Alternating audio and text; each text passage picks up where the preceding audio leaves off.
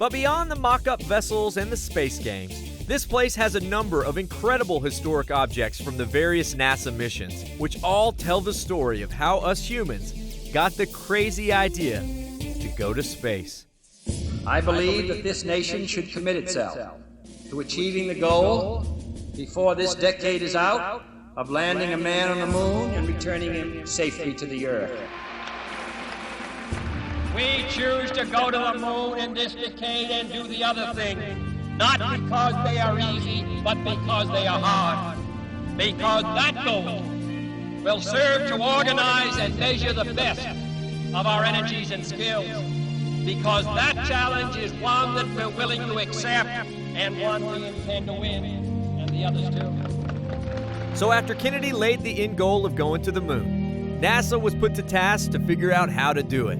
And with that mission came the Mercury 7. 7 military pilots chosen as essentially human guinea pigs for the great space experiment. Mercury gave way to Gemini, where at least you had a partner, and where they accomplished the very first spacewalk. And with the knowledge from Mercury and Gemini came Apollo, and finally putting a man on the moon, which required a firepower so enormous that it gets its own building. My goodness. Look at this thing. Wow.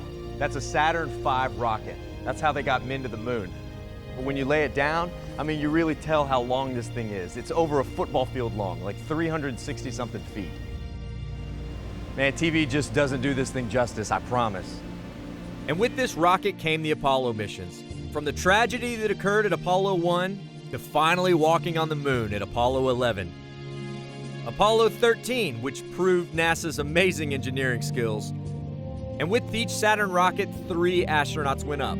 But there were still thousands on the ground, making sure things went as planned. All from the base of historic Mission Control. And when the astronauts famously said, Houston, we have a problem, they were speaking to the men in this room. There's more technology in my phone than there was in this entire building when they sent a man to the moon. Can you believe that? That's like mind-blowing. While we may no longer have our sights set on the moon, there's still much research to be done in space, which is still happening aboard the International Space Station, overseen on the ground here in modern-day Mission Control.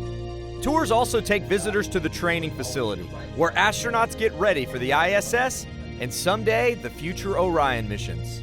Pretty incredible stuff. To see the full episode or to get info about how to visit this spot, trip on over to thedaytripper.com. Or here's some other videos you may like. Vaya con Dios, amigos.